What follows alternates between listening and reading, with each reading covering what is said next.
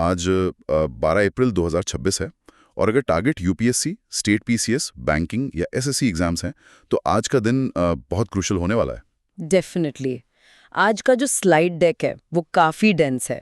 हाँ, source material में हमारे पास लगभग 10 स्लाइड्स की एक हाईली कंडेंस्ड रिपोर्ट है जो नेशनल पॉलिटी से शुरू होकर ग्लोबल जियोपॉलिटिक्स, रीजनल पॉलिसीज और फाइनली स्पेस और एनवायरनमेंट तक जाती है। और ऑब्जेक्टिव सिर्फ फैक्ट्स रटना नहीं है, बल्कि इन मैसिव इवेंट्स के पीछे के मैकेनिज्म को समझना है। तो okay, let's unpack this. Domestic polity से शुरू करते हैं। यहाँ एक ऐसी पॉलिटिकल ट्रेजेक्ट्री हाईलाइट हुई है जो लगभग अनपैरेलल्ड है। नीतीश कुमार लगभग 20 साल के गैप के बाद राज्यसभा में रिटर्न कर रहे हैं। ये अपडेट लेजिस्लेटिव हिस्ट्री के पॉइंट ऑफ व्यू से सच में काफी रेयर है। इस डेवलपमेंट के साथ उन्होंने एक तरह से इंडियन पॉलिटिक्स का एक ग्रैंड स्लैम कंप्लीट कर लिया है, राइट? Exactly, grand slam. एक ऐसे लीडर जिन्होंने चारों लेजिस्लेटिव हाउसेज में बैठकर सर्व किया हो। 1989 में लोकसभा, अब 2026 में राज्यसभा और स्टेट लेवल पर विधानसभा और विधान परिषद दोनों में। इसके अलावा उनका 10 टाइम चीफ मिनिस्टर बनना एक मैसिव स्ट्रक्चरल होल्ड दिखाता है।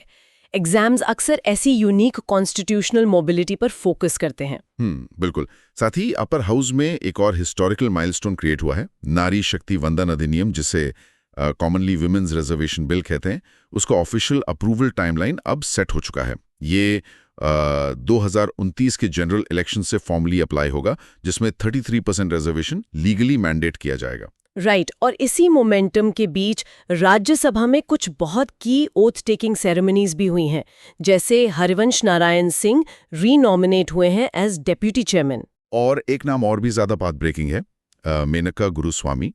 उन्होंने ओथ ली है as India's first openly queer MP in the Rajya Sabha. हाँ, एक पोस्ट सेक्शन 377 इंडिया में इस तरह का रिप्रेजेंटेशन आना सच में एक बड़ा इंडिकेटर है डेमोक्रेसी के एवोल्यूशन का।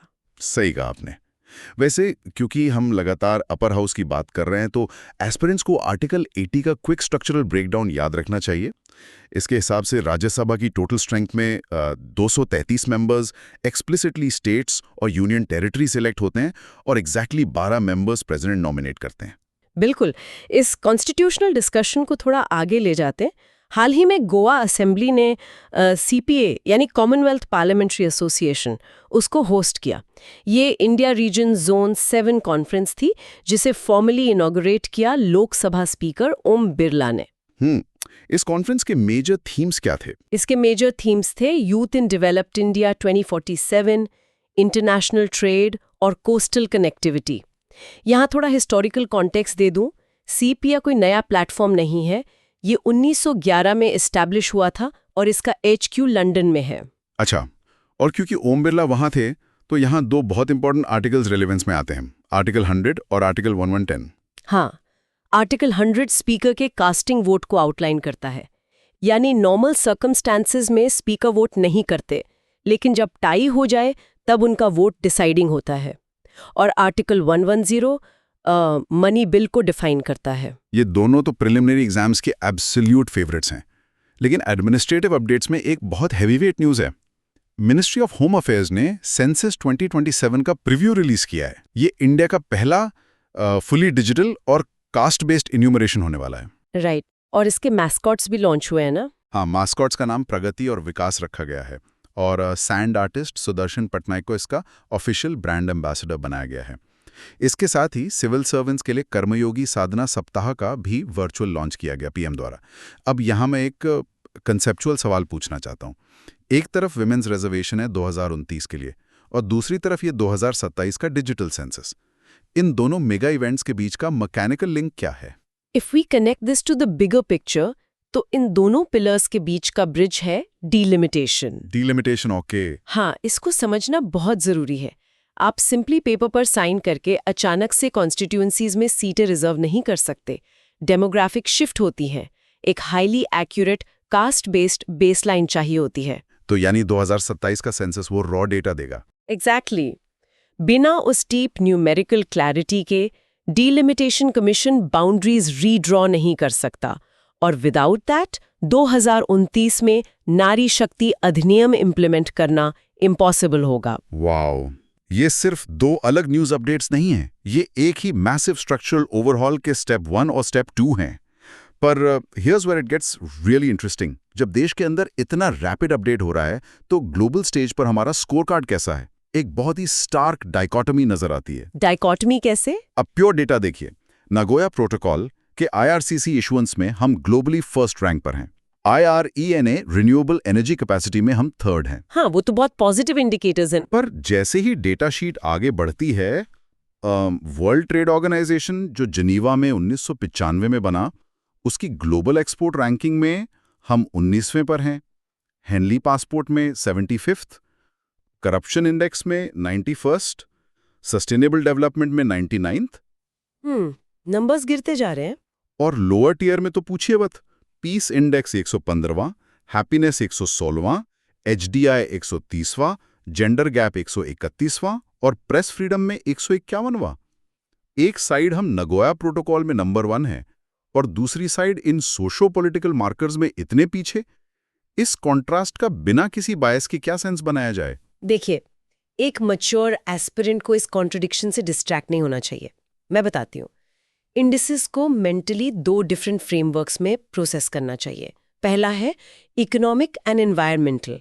इसमें स्टेट मशीनरी का इंटरवेंशन हाईली सेंट्रलाइज्ड होता है।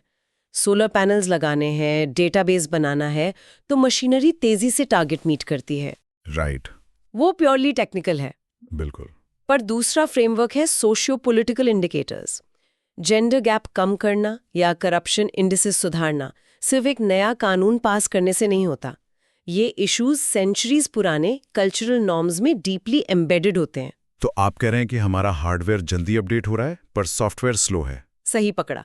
देश का हार्डवेयर रैपिडली मॉडर्नाइज हो रहा है, लेकिन सोसाइटल सॉफ्टवेयर का अपडेट एक कॉम्प्लेक्स और स्लो प्रोसेस है। ये हार्डवेयर और सॉफ्टवेयर वाली बात इंटरनेशनल डिप्लोमेसी पर भी बिल्कुल फिट बैठती है। जियोपॉलिटिकल मैप पर देखिए, हमारे नेबरहुड में मैसिव चेंजेस हुए हैं। बांग्लादेश में तारिक रहमान ने SPM चार्ज लिया है, नेपाल में बलेंद्र शाह आगे आए हैं, जापान ने सानाई ताकाची को नया PM इलेक्ट किया है, थाईलैंड में अनुनतिन चारनीविराकुल, वियतनाम में तो लाम एज प्रेसिडेंट और म्यांमार में मिन अंग ह्लाइंग। हाँ, चारों दिशाओं में पावर शिफ्ट हुआ है। और इसी स्ट्रेटेजिक टर्बुलेंस के बीच मैरिटाइम स्ट्रैटेजी का एक क्रिटिकल मूव हुआ है। INS सुनैना को मालदीव्स के कैपिटल माले में डिप्लॉय किया गया है। ये सागर इनिशिएटिव के अंडर है, राइट? बिल्कुल, security and growth for all in the region. जब भी पड़ोसी देशों की लीडरशिप बदलती है, तब ऐसी नेवल प्रेजेंस सिर्फ मिलिट्री पोस्चरिंग नहीं होती, ये एक डिप्लोमैटिक रीअश्योरेंस होती है कि maritime security architecture completely stable है। ये एक बहुत मेजर्ड चेस मूव है। सॉफ्ट पावर डिप्लोमेसी की अगर बात करें तो 77th रिपब्लिक डे 2024 भी एक बड़ा डिस्प्ले था। थीम थी 150 इयर्स ऑफ वंदे मातरम और चीफ गेस्ट थे यूरोपियन यूनियन की उर्सुला वॉन डर लेयन और पुर्तगाल के एंटोनियो कोस्टा। और बेस्ट टैब्लो किसको मिला इस बार? महाराष्ट्र को। पर कुछ स्कैटर्ड ग्लोबल मूवमेंट्स भी हैं जो ध्यान देने वाली हैं। इंडिया ने अपनी COP33 जो 2028 में होनी थी, उसकी बिड ऑफिशियली विड्रॉ कर ली है। ये तो इकोलॉजिकल डिप्लोमेसी में एक स्ट्रेटेजिक रिट्रीट जैसा लगता है। हाँ, वही थाईलैंड 2026 की IMF और वर्ल्ड बैंक मीटिंग्स होस्ट कर रहा है। और एक मिसलेनियस फैक्ट भी है, US एडमिनिस्ट्रेशन ने 250वीं एनिवर्सरी पर newly minted dollar notes issue किए हैं, जिन पर डोनाल्ड ट्रंप के ऑफिशियल सिग्नेचर्स हैं। और क्लीनेस्ट वाटर में स्विट्जरलैंड ग्लोबली रैंक 1 पर है। ग्लोबल मैक्रो पॉलिसीज तो ठीक है, पर अब देश के माइक्रो लेवल लैंडस्केप पर फोकस करते हैं। फेडरल स्ट्रक्चर के अंदर स्टेट्स किन इनोवेशंस पर बेट कर रहे हैं? जैसे महाराष्ट्र रूरल और अल्ट्रा मॉडर्न दोनों स्पेसेस में आ गए हैं। हाँ, माझा गांव और आरोग्य संपन्न गांव वहीं का है। एन पर ASI ने एलिफेंटा केव्स में एक 1500 साल पुराना लॉर्ड शिवा को डेडिकेटेड स्टेप वेल डिस्कवर किया है। नोट करने वाली बात है कि एलिफेंटा केव्स को 1987 में यूनेस्को स्टेटस मिला था। ये जो डीप पास्ट और डीप फ्यूचर का ब्लेंड है, ये सच में फैसिनेटिंग है। और तेलंगाना ने भी कुछ बोल्ड मूव्स लिए हैं। पहला तो world Buddhist piece conference host किया है। दूसरा, वो इंडिया का पहला स्टेट बन गया है जिसने गिग वर्कर्स बिल फॉर्मली पास किया है। गिग वर्कर्स बिल एक बहुत बड़ा टर्निंग पॉइंट है इकोनॉमी के लिए। डिलीवरी एग्जीक्यूटिव्स और राइड हीलिंग ड्राइवर्स जो इनफॉर्मल सेक्टर में हैं, उनको लीगल अम्ब्रेला में लाना बहुत जरूरी था। बिल्कुल। साथ ही वहां कैंसर को नोटिफाइबल डिजीज डिक्लेयर कर दिया गया है और लैंड रिकॉर्ड्स के लिए भू-भारती पोर्टल लाइव हुआ है। बाकी स्टेट्स में कर्नाटका ने नमो ड्रोन दीदी स्कीम में फर्स्ट रैंक ली है और खेलो इंडिया ट्राइबल गेम्स की टैली में भी टॉप किया है। और आंध्र प्रदेश का वो लॉन्ग रनिंग कैपिटल डिबेट भी तो रिजॉल्व हो गया ना? हाँ, अमरावती अब ऑफिशियली सोल कैपिटल है और उन्होंने वीवर्स के लिए 150 करोड़ की फ्री इलेक्ट्रिसिटी स्कीम निकाली है। और पुडुचेरी ने तो कमाल ही कर दिया। वहां पोलिंग स्टेशंस पर वोटर्स को गाइड करने के लिए नीला नाम का ऑटोनॉमस रोबोट डिप्लॉय किया गया है। वाव। और अगर नॉर्थ और ईस्ट इंडिया देखें तो गुजरात के जामनगर में रिलायंस का वंतारा प्रोजेक्ट स्टार्ट हुआ है, जो एक्सक्लूसिवली वाइल्ड लाइफ कंजर्वेशन के लिए है। उन्होंने अपना दूसरा सेमीकंडक्टर प्लांट भी इनॉग्रेट किया है और हिस्टोरिकली रिच माधवपुर मेला भी होस्ट किया। अब जो नेक्स्ट सेक्शन है ना, मैं इसे प्यार से वेंडिंग मशीन्स ऑफ इंडिया कहता हूँ। ये स्लाइड बड़ी इंटरेस्टिंग है। अच्छा, वेंडिंग मशीन्स कैसे? देखिए, ओडिशा ने ग्रेन डिस्ट्रीब्यूशन लीक्स रोकने के लिए पहला ग्रेन एटीएम लॉन्च किया। हैदराबाद में लिक्विडिटी के लिए पहला गोल्ड एटीएम खुला और गुरुग्राम ने क्लीन एनर्जी के लिए पहला एलपीजी एटीएम स्टार्ट किया। पर यहाँ एक बहुत हार्श रियलिटी चेक मिलता है मुझे। कैसा reality check? Gurugram clean fuel के लिए स्मार्ट एलपीजी एटीएम्स तो लगा रहा है, पर ठीक उसी मार्च 2026 के डेटा के हिसाब से गुरुग्राम देश की मोस्ट पोल्यूटेड सिटी रैंक हुआ है। एक तरफ अल्ट्रा मॉडर्न प्लानिंग और दूसरी तरफ एयर क्वालिटी का कोलैप्स। क्या फायदा ऐसी अर्बन प्लानिंग का? टेक्नोलॉजिकल हेरिटेज का राइज। हम प्योरली वेस्टर्न मॉडर्नाइजेशन कॉपी नहीं कर रहे हैं। इसका प्राइम एग्जाम्पल है काशी विश्वनाथ धाम में इंस्टॉल की गई वैदिक क्लॉक, जिसे उज्जैन के महाराजा विक्रमादित्य शोधपीठ ने बनाया है। हाँ, और ऐसी ही क्लाइमेट क्लॉक्स उज्जैन और CSIR हेडक्वार्टर्स दिल्ली में भी लगी हैं। और मेघालय ने इंटरनेट के लिए ट्रेडिशनल फाइबर लाइंस का वेट ना करते हुए सीधे स्टारलिंक के साथ पार्टनर कर लिया है। और सोशल सेक्टर में पंजाब की मुख्यमंत्री माधव योजना भी स्टार्ट हुई है। वहीं नेपाल ने डीप रिफॉर्म लाते हुए क्लास 5 तक के लिए ट्रेडिशनल एग्जाम्स टोटली अबॉलिश कर दिए हैं। इन सभी डोमेस्टिक इंफ्रास्ट्रक्चर्स की सेफ्टी तभी है जब हमारी डिफेंस फ्रेमवर्क्स आयन क्लैड हों। अगर डिफेंस ऑपरेशंस देखें तो सिक्किम में इंडियन आर्मी की त्रिशक्ति कॉर्प ने ऑपरेशन हिमसेतु एग्जीक्यूट किया टूरिस्ट को रेस्क्यू करने के लिए, और अंडमान में एक्सरसाइज दीप शक्ति कंडक्ट हुई। हिस्टोरिकल ह्यूमन असिस्टेंस और रेस्क्यू डिप्लोमेसी के बारे में क्या रिकॉर्ड्स हैं?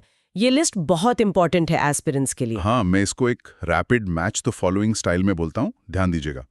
Operation Sindhu Iran, operation Ganga Ukraine, operation Devi Shakti Afghanistan, operation Dost Turkey और सीरिया, और ऑपरेशन सागर बंधु श्रीलंका। एक्सीलेंट। ये प्योरली ह्यूमैनिटेरियन एड नहीं है, इनमें डीप स्ट्रेटेजिक सिग्नलिंग होती है। पर जहां सॉफ्ट पावर काम नहीं आती, वहां चाहिए एब्सोल्यूट डिटरेंस। यही रोल आता है INS अरिघट का। वो एस4 न्यूक्लियर सब है ना? सही कहा। सफोर क्लास की nuclear powered ballistic missile submarine ये इंडियन नेवी में कमीशन हो चुकी है। किसी भी देश की सिक्योरिटी के लिए न्यूक्लियर ट्रायड सबसे सुप्रीम होता है, यानी जमीन, हवा और समंदर के नीचे से सेकंड स्ट्राइक कैपेसिटी। और राजनाथ सिंह ने विशाखापट्टनम में नए LCT यानी लैंडिंग क्राफ्ट टैंक का फाउंडेशन भी रखा है। अपॉइंटमेंट्स की बात करें तो धीरज सेठ vice chief of army staff बन गए हैं और विक्रम यादव DGCA के नए हेड हैं। करंट कमांडर्स भी क्विकली रिकैप कर लेते हैं। आर्मी चीफ हैं Upendra Dwivedi, air chief Amarpreet Singh, navy के दिनेश D त्रिपाठी और इंडियन कोस्ट गार्ड के परमेश शिवामणि। और याद रहे, ICG डे 1 फरवरी को होता है। परफेक्ट। अब इस सॉलिड बेस से आगे बढ़ते हैं अपने फाइनल स्ट्रेच पर, frontiers of tomorrow, space, tech और एनवायरनमेंट। टेक इंफ्रास्ट्रक्चर देखिए, UAE ने 6 GHz स्पेक्ट्रम पर दुनिया का पहला commercial 10G internet grid launch किया है, और बेंगलुरु में CSMOPS 2026 कॉन्फ्रेंस हुई। साथ ही गगनयान मिशन के लिए मिशन मित्रा प्रोग्राम अलाइन किया गया है। स्पेस तक तो सब ठीक है, पर एजुकेशन में जो शिफ्ट है वो सुनिए। CBSE ने डायरेक्टिव इशू किया है कि क्लास 3 से 8 तक के बच्चों को आर्टिफिशियल इंटेलिजेंस करिकुलम कंपलसरी पढ़ाया जाएगा, और माइक्रोसॉफ्ट ने चंडीगढ़ यूनिवर्सिटी में पहला AI स्किल सेंटर खोला है। Wait, really? इस पॉइंट पर मुझे थोड़ा क्रिटिकल होना पड़ेगा। एक 8 साल का बच्चा जिसे ठीक से बेसिक ग्रामर या मैथ्स क्लियर नहीं है, उसे सीधे AI और एल्गोरिदम सिखाना, क्या ये थोड़ा रश नहीं लग रहा?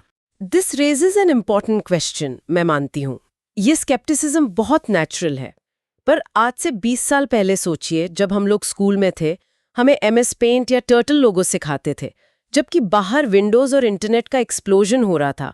आज के जनरेशन अल्फा के पास वो प्रिविलेज ऑफ टाइम नहीं है। तो क्या उन्हें सीधे बैकएंड इंजीनियरिंग सिखा रहे हैं? नहीं, उन्हें एआई सिंटैक्स के अराउंड एक लॉजिकल फ्रेमवर्क दे रहे हैं।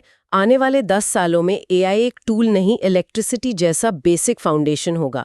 एल्गोरिदम लॉजिक समझना उनकी बेसलाइन टेक लिटरेसी कहलाएगी। लेकिन हाँ, इस पूरे टेक हाइपरड्राइव के साथ एनवायरमेंटल कंजर्वेशन भी जरूरी है। वो बैलेंस तो चाहिए। बिल्कुल। CMS COP15 में 40 नई स्पीशीज को ग्लोबली प्रोटेक्टेड लिस्ट में ऐड किया गया है। वेस्टर्न घाट्स में एक totally undiscovered plant species fimbristylis wayanadensis identify हुई है। चंडीगढ़ की सुखना वाइल्ड लाइफ सैंक्चुरी को क्रूशियल इको सेंसिटिव प्रोफाइलिंग मिली है। और मेडिकल फ्रंट पर VL कंपनी ने RXT70 डायलिसिस मशीन लॉन्च की है। यानी चाहे हम गगनयान तक जाएं या 10G यूज करें, बायोलॉजिकल प्रिजर्वेशन उतना ही क्रिटिकल है। वाह। अगर हम इकोनॉमी की ही बात करें तो कोई भी FMCG यानी fast moving consumer goods company रातों रात खड़ी नहीं होती। हाँ, टाइम लगता है। एग्जैक्टली। और आज के स्लाइड डेक का सबसे बड़ा और इम्पैक्टफुल फैक्ट यही है कि अमूल ने फाइनेंशियल ईयर 2026 में 1 ट्रिलियन रुपीस का टर्नओवर पार कर लिया है। 1 ट्रिलियन? मतलब ये तो भारत का पहला FMCG ब्रांड बन गया होगा ना ऐसा करने वाला? जी हाँ, बिल्कुल पहला। आप सोचिए, 14 दिसंबर 1946 को गुजरात के आनंद में त्रिभुवन दास पटेल ने जो एक छोटा सा बीज बोया था, वो आज 1 ट्रिलियन का वट वृक्ष बन चुका है। अमेजिंग। लेकिन यहाँ मेरे दिमाग में एक बड़ा सवाल आ रहा है। हाँ, बताइए। पिछले कुछ समय से हम लगातार पढ़ रहे हैं कि रूरल डिमांड, मतलब ग्रामीण मांग में सुस्ती है। FMCG वॉल्यूम्स काफी स्ट्रगल कर रहे हैं। ट्रू, मार्केट थोड़ा डाउन तो है। तो ऐसे चुनौतीपूर्ण माहौल में अमूल ने ये ऐतिहासिक 1 ट्रिलियन का आंकड़ा कैसे छू लिया? मतलब उनका सीक्रेट क्या है? यही तो अमूल के मॉडल की असल खूबसूरती है। देखिए, FMCG सप्लाई चेन ना एक देश के कैपिलरी सिस्टम यानी खून की बारीक नसों की तरह होती है। अच्छा। हाँ, सिर्फ एक मजबूत मैन्युफैक्चरिंग प्लांट होना काफी नहीं है। अगर आपका प्रोडक्ट देश के आखिरी गांव तक बिना खराब हुए नहीं पहुंच रहा, तो सिस्टम फेल है। Make sense. और अमूल एक टिपिकल कॉर्पोरेट नहीं है, बल्कि एक कोऑपरेटिव मॉडल है। उनका प्रोक्योरमेंट सीधे किसानों से होता है, तो बिचौलियों का मार्जिन बच जाता है। ओ, तो कॉस्ट कटिंग वहां हो जाती है। एग्जैक्टली। और उनका डिस्ट्रीब्यूशन नेटवर्क इतना डेंस है कि वो मार्केट के उतार चढ़ाव को बाकी कंपनियों से बहुत बेहतर तरीके से एब्जॉर्ब कर लेते हैं। यानी स्केल और लॉजिस्टिक्स का एक परफेक्ट कॉम्बिनेशन। बिल्कुल सही कहा। और जब हम इतने बड़े स्केल पे लॉजिस्टिक्स की बात करते हैं ना, तो पोर्ट्स यानी बंदरगाहों का जिक्र आना स्वाभाविक है। हाँ, बिना पोर्ट्स के इतना बड़ा वॉल्यूम कैसे मूव होगा? ट्रू। तो इसी इकोनॉमिक स्केल को सपोर्ट करने के लिए हमारा इंफ्रास्ट्रक्चर भी अपग्रेड हो रहा है। स्लाइड डेक के अनुसार दीनदयाल पोर्ट ने फाइनेंशियल ईयर 2026 के लिए भारत में कार्गो हैंडलिंग में पहली रैंक हासिल की है। Wow, first rank. हाँ, और इतना सारा इंपोर्ट एक्सपोर्ट मैनेज करना कोई छोटी बात नहीं है। एकदम सही लिंक पकड़ा है। और देखिए, जब बिजनेस इतने बड़े स्केल पर हो रहा हो, चाहे वो अमूल का टर्नओवर हो या दीनदयाल पोर्ट का कार्गो, उसे स्मूथली चलाने के लिए एक बहुत ही ट्रांसपेरेंट और सॉलिड रेगुलेटरी फ्रेमवर्क चाहिए होता है। बिल्कुल, रूल्स तो क्लियर होने चाहिए। तो इसी दिशा में एक बड़ा प्रशासनिक कदम उठाया गया है। GST 2.0 रिफॉर्म्स के लिए जो जस्टिस जोसेफ समिति बनाई गई थी ना। हाँ, जस्टिस जोसेफ कमेटी। एग्जैक्टली। इन्होंने टैक्स रिस्ट्रक्चरिंग पर अपनी फाइनल रिपोर्ट सौंप दी है। ये बहुत क्रूशियल है क्योंकि GST 1.0 में कई स्ट्रक्चरल कमियां थीं। बिल्कुल थी। जैसे कि वो इन्वर्टेड ड्यूटी स्ट्रक्चर, जहां कच्चे माल पर टैक्स फिनिश गुड्स से ज्यादा होता था। हाँ, जो कि बिल्कुल इलॉजिकल था। राइट।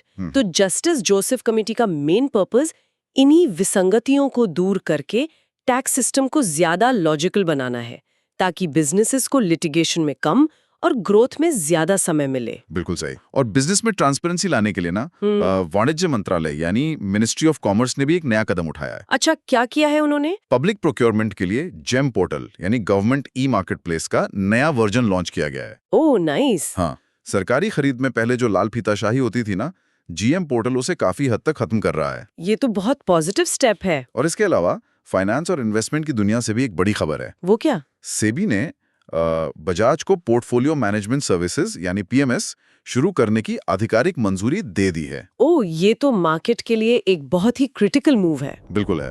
जो एस्पिरेंट्स फाइनेंस बैकग्राउंड से नहीं है उनकी क्लैरिटी के लिए बता दूं कि म्यूचुअल फंड्स आमतौर पर रिटेल इन्वेस्टर्स के लिए होते हैं, हाँ, नॉर्मल पब्लिक के लिए। लेकिन पीएमएस हाई नेटवर्थ इंडिविजुअल्स के लिए एक बहुत ही कस्टमाइज्ड इन्वेस्टमेंट व्हीकल होता है। तो बजाज जैसी बड़ी कंपनी का इस सेगमेंट में आना मार्केट में भारी कंपटीशन पैदा करेगा। एग्जैक्टली, कंपटीशन बढ़ेगा तो सर्विसेज भी इंप्रूव होंगी। ट्रू। और इसके साथ ही स्लाइड डेक में 2 और छोटे लेकिन अहम एडमिनिस्ट्रेटिव अपडेट्स हैं। हाँ, वो भी कवर कर लेते हैं। मंत्री गिरिराज सिंह द्वारा textile and apparel market national house hold survey 2024 की रिपोर्ट जारी की गई है। और पर्यावरण के मोर्चे पर एयर क्वालिटी मैनेजमेंट कमीशन की 128वीं बैठक नई दिल्ली में आयोजित हुई है। देखिए, ये सभी अपडेट्स एक ही दिशा में इशारा कर रहे हैं कि इकोनॉमी तेजी से फॉर्मलाइज हो रही है। बिल्कुल। लेकिन इन सब संस्थाओं को चलाता कौन है? यही मेरा हमेशा से पॉइंट रहा है। अच्छा। हाँ, अक्सर जब हम करंट अफेयर्स पढ़ते हैं ना, तो इन नियुक्तियों या अपॉइंटमेंट्स के नाम एक लंबी उबाऊ लिस्ट की तरह लगते हैं। हाँ, रटने पड़ते हैं बस। राइट। ऐसा लगता है जैसे बस एक अधिकारी रिटायर हुआ और दूसरा उसकी कुर्सी पे बैठ गया। तो क्या सच में ये नाम किसी संस्था की दिशा तय करते हैं या ये सिर्फ एक एडमिनिस्ट्रेटिव खाना पूर्ति है? ये बहुत ही वैलिड डाउट है, लेकिन इसका जवाब है कि लीडरशिप सब कुछ तय करती है। कैसे? उदाहरण के लिए व्यय विभाग यानी डिपार्टमेंट ऑफ एक्सपेंडिचर में हाल ही में आनंद कुमार पाल को मुख्य सलाहकार लागत मतलब चीफ एडवाइजर कॉस्ट नियुक्त किया गया है। ओके। ये इंडियन कॉस्ट अकाउंट सर्विस का एक बेहद क्रिटिकल पद है। जब सरकार करोड़ों की योजनाएं बनाती है ना, तो उसकी कॉस्टिंग को ऑप्टिमाइज करने की जिम्मेदारी इन्हीं के कंधों पर होती है। ओ, मतलब इनका एक फैसला सरकार के हजारों करोड़ बचा सकता है। एग्जैक्टली। इसी तरह सूचना एवं प्रसारण मंत्रालय में चंचल कुमार को नया सचिव बनाया गया है। अब सरकारी कम्युनिकेशन की पूरी रणनीति इनके विजन से चलेगी। समझ गई। और कॉर्पोरेट नियुक्तियों की लिस्ट भी कम दिलचस्प नहीं है। हाँ, वहां भी बड़े बदलाव हुए हैं। संजय खन्ना को भारत पेट्रोलियम यानी बीपीसीएल का नया चेयरमैन और मैनेजिंग डायरेक्टर बनाया गया है। बीपीसीएल के नए सीएमडी। अब देखिए, एनर्जी सेक्टर इस समय ट्रांजिशन फेज में है। ऐसे में बीपीसीएल का फ्यूचर इस बात पे डिपेंड करेगा कि खन्ना जी ग्रीन एनर्जी और फॉसिल फ्यूल के बीच कैसे बैलेंस बनाते हैं। बिल्कुल सही बात है। और इसके अलावा Steel Authority of India SAIL की कमान अब नए सीएमडी कृष्ण कुमार सिंह के हाथों में है। ओके, कृष्ण कुमार सिंह। और बैंकिंग सेक्टर में विनय मुरलीधर टोन्स ने येस बैंक के मुख्य कार्यकारी अधिकारी यानी सीईओ का पदभार संभाल लिया है। तो ये सभी नाम हमारी अर्थव्यवस्था के ड्राइवर्स हैं। ट्रू। लेकिन चलिए, कॉर्पोरेट बोर्डरूम्स के इस प्रॉफिट लॉस और बैलेंस शीट्स की दुनिया से थोड़ा बाहर निकलते हैं। हाँ, थोड़ा क्रिएटिव साइड चलते हैं। बिल्कुल। अर्थव्यवस्था हमें जीने के साधन देती है, लेकिन कला, संस्कृति और साहित्य हमें ये बताती है कि हमें जीना क्यों है। बहुत खूब कहा। और शायद इसीलिए इंसान अपनी कला की कीमत कभी-कभी इतनी ज्यादा लगाता है कि वो समझ से परे हो जाती है। जैसे कि वो पेंटिंग जिसके बारे में आपने शुरू में बताया था। एग्जैक्टली। राजा रवि वर्मा की मास्टरपीस पेंटिंग यशोदा और कृष्णा। हाँ। हाल ही में हुई एक ग्लोबल नीलामी में ये पेंटिंग लगभग 16.5 करोड़ रुपए से भी ज्यादा में बिकी है। 16.5 करोड़? अनबिलीवेबल। और इसी के साथ ये नीलामी में बिकने वाली सबसे महंगी आधुनिक भारतीय कलाकृति बन गई है। वाओ। देखिए, ये सिर्फ एक पेंटिंग नहीं है, ये 19वीं सदी की उस कला का प्रतिनिधित्व करती है जिसने भारतीय देवताओं को पहली बार एक मानवीय और यथार्थवादी रूप दिया था। बिल्कुल।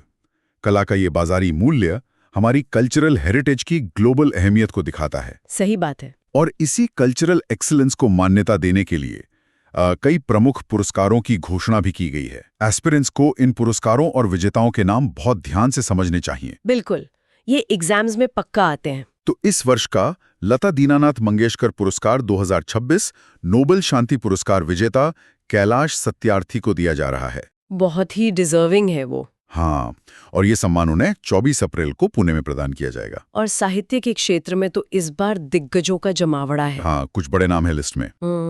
60वां ज्ञानपीठ पुरस्कार प्रसिद्ध तमिल कवि वैरामुथु को प्रदान किया गया है। ओके, वैरामुथु। वहीं 35वां सरस्वती सम्मान रामकुमार मुखोपाध्याय को उनके साहित्यिक योगदान के लिए मिला है। और हिंदी साहित्य के लिए भी ये बहुत गर्व का क्षण है। वो कैसे? प्रतिष्ठित साहित्य अकादमी हिंदी पुरस्कार इस बार लेखिका ममता कालिया को उनकी मर्मस्पर्शी कहानी जीते जी इलाहाबाद के लिए दिया गया है। जीते जी इलाहाबाद, क्या टाइटल है। हाँ, बहुत पावरफुल। और इसके अलावा अगर हम संस्थागत उत्कृष्टता की बात करें तो उड़ीसा पुलिस को उनकी बेहतरीन सेवाओं और साहस के लिए प्रेसिडेंट्स पुलिस कलर से सम्मानित किया गया है। ओह, ये तो किसी भी सैन्य या पुलिस बल के लिए एक बहुत बड़ा गौरव है। बिल्कुल है। और किताबों की बात करें तो R.K. राघवन की एक नई पुस्तक चर्चा में है जिसका नाम है अ रोड वेल ट्रैवल्ड।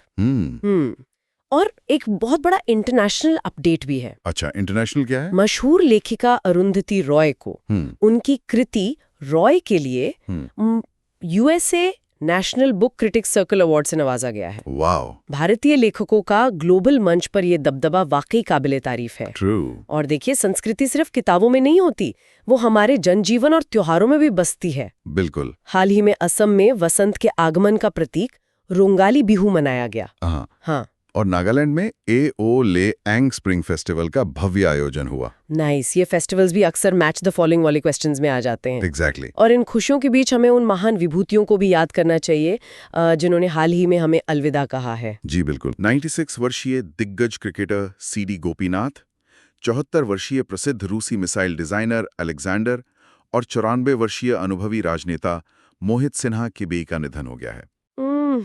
संस्कृति और जीवन की इन गहराइयों से अब बात करते हैं मानव शरीर की क्षमताओं की और खेल के मैदान में टूटने वाले कीर्तिमानों की। हाँ, स्पोर्ट्स सेक्शन पर आते हैं। अक्सर हम सोचते हैं ना कि इंसानी शरीर की एक लिमिट होती है। हाँ, एक हद तक ही पुश कर सकते हैं।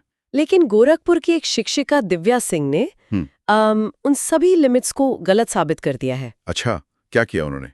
दिव्या मात्र 14 दिनों में साइकिल चलाकर एवरेस्ट बेस कैंप तक पहुंचने वाली पहली भारतीय महिला बन गई हैं। वेट, 14 दिनों में? हाँ, सोचकर ही रोंगटे खड़े हो जाते हैं। बिल्कुल। माइनस टेम्परेचर, भयंकर बर्फीली हवाएं, ऑक्सीजन की भारी कमी और वहां लगातार 14 दिन साइकिल चलाना। ये तो मतलब सिर्फ एक फिजिकल अचीवमेंट नहीं बल्कि एक्सट्रीम मेंटल टफनेस का सबूत है। एग्जैक्टली। और इसी मेंटल टफनेस का एक और शानदार उदाहरण हमारे मुक्केबाजों ने उलान बटार में आयोजित एशियन बॉक्सिंग चैंपियनशिप 2026 में पेश किया। ओह, वहां तो हमने कमाल ही कर दिया। हाँ, भारत इस टूर्नामेंट में सर्वाधिक 16 पदक जीतकर ओवरऑल दूसरे स्थान पर रहा। Proud moment. हमने 5 गोल्ड, 3 सिल्वर और 8 ब्रॉन्ज मेडल जीते हैं।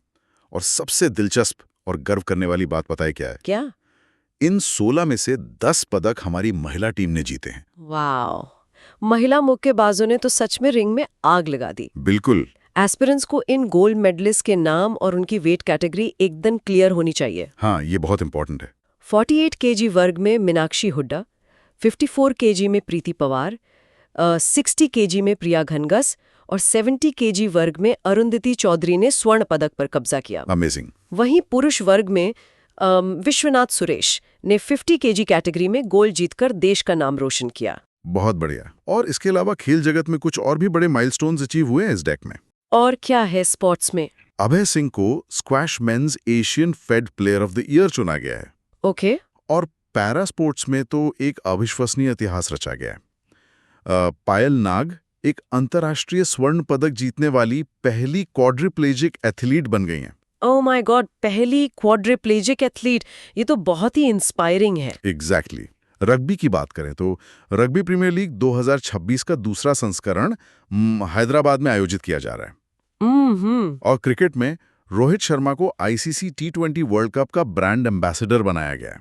हिटमैन। हाँ, जबकि सुनील नारायण ने IPL में किसी भी विदेशी खिलाड़ी द्वारा सबसे अधिक मैच खेलने का रिकॉर्ड अपने नाम कर लिया है। ये उपलब्धियां वाकई शानदार है। बिल्कुल।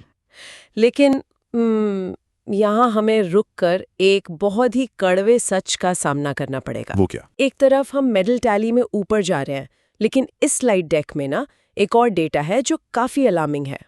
आप डोपिंग वाले डेटा की बात कर रही हैं? जी हाँ, वर्तमान में डोपिंग के लिए विश्व स्तर पर सस्पेंडेड एथलीटों की सबसे अधिक संख्या भारत में है। ये बहुत ही अनफॉर्चुनेट है। ये पैराडॉक्स, ये विरोधाभास आखिर क्यों है? मतलब एक तरफ एवरेस्ट बेस कैंप और गोल्ड मेडल्स और दूसरी तरफ डोपिंग में नंबर 1। देखिए, ये एक बहुत ही कॉम्प्लेक्स प्रॉब्लम है। ऐसा क्यों? इसके पीछे ना सिर्फ एथलीट का लालच नहीं होता। कई बार निचले और राज्य स्तर पर न्यूट्रिशनल सप्लीमेंट्स को लेकर भारी अज्ञानता होती है। मतलब उन्हें पता ही नहीं होता कि वो क्या ले रहे हैं। एग्जैक्टली एथलीट्स को पता ही नहीं होता कि उनके प्रोटीन या रिकवरी सप्लीमेंट में कोई प्रतिबंधित स्टीरॉयड मिला हुआ है। ओह, ये तो लैक ऑफ अवेयरनेस है। और इसके अलावा रातों रात सरकारी नौकरी या स्पॉन्सरशिप पाने का जो अत्यधिक दबाव होता है ना, वो भी युवाओं को इस गलत रास्ते पे धकेलता है। ट्रू। तो हमें सिर्फ एथलीट्स नहीं पैदा करने, बल्कि एक साइंटिफिक और क्लीन स्पोर्ट्स कल्चर बनाना होगा। सही बात है। और जब बात साइंस और क्लीन हेल्थ की आती है तो हमारी चिकित्सा प्रणालियों का विश्व स्तरीय होना बहुत जरूरी है। बिल्कुल। यहीं से हम पब्लिक हेल्थ के सेक्शन में प्रवेश करते हैं। हाँ, पब्लिक हेल्थ के क्या अपडेट्स हैं आज? एक बहुत ही शानदार खबर है बैंगलोर से। आह।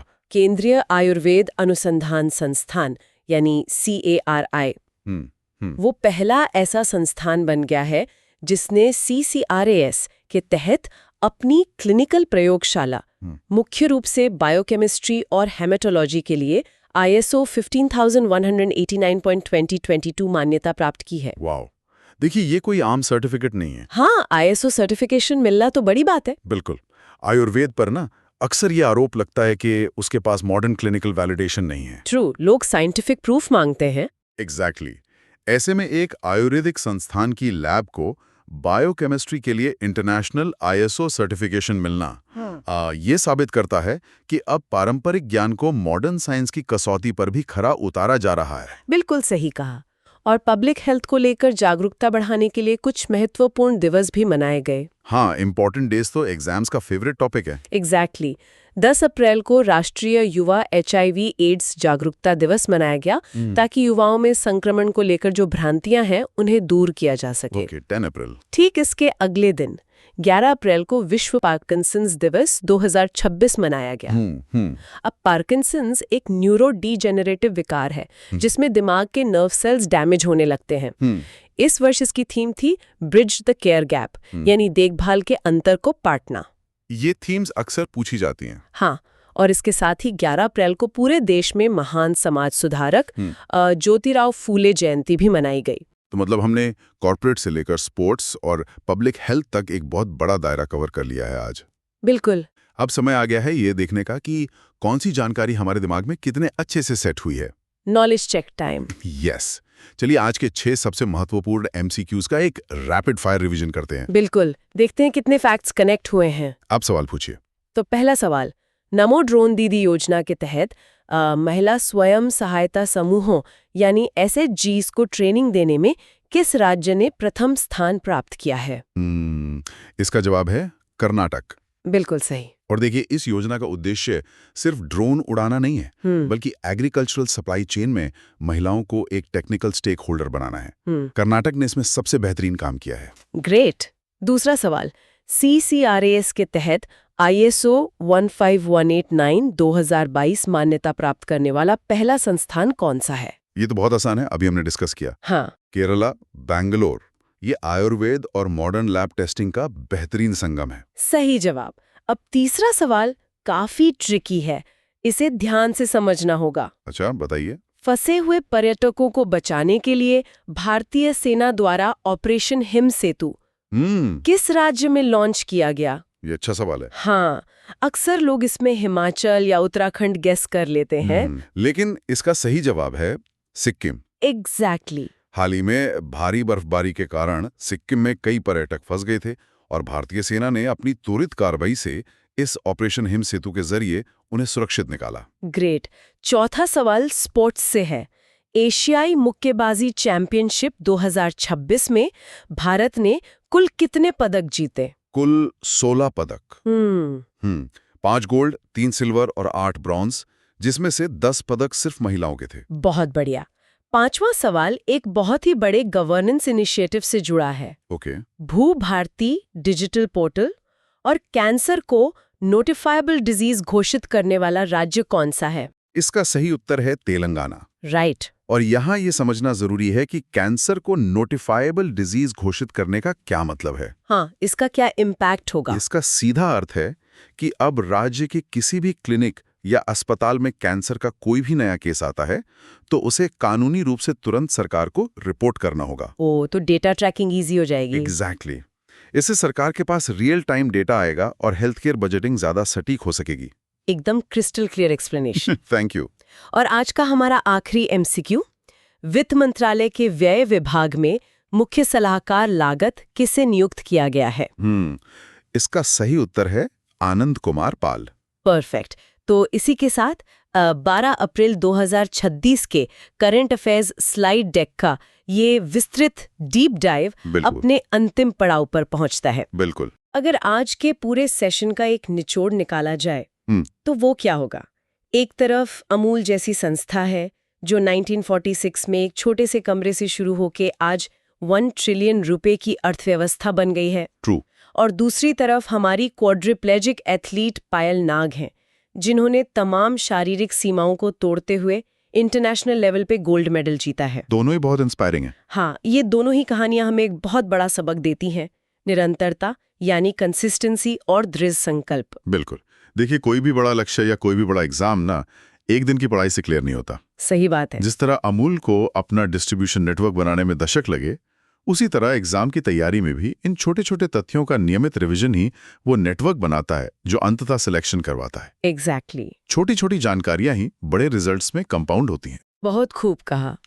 कंपाउंड लर्निंग के सभी एस्पिरेंट से ये अनुरोध है कि अगर आज के इस डीप डाइव सेशन से आपके कॉन्सेप्ट्स क्लियर हुए हों और आपको सिर्फ रटने की बजाय चीजें समझ में आई हों, तो इस चैनल को लाइक करें। हाँ, इससे सब्सक्राइब करें और इस महत्वपूर्ण जानकारी को अपने साथी एस्पिरेंट्स के साथ जरूर शेयर करें। आपकी तैयारी लगातार मजबूत होती रहे, यही हमारी कोशिश है।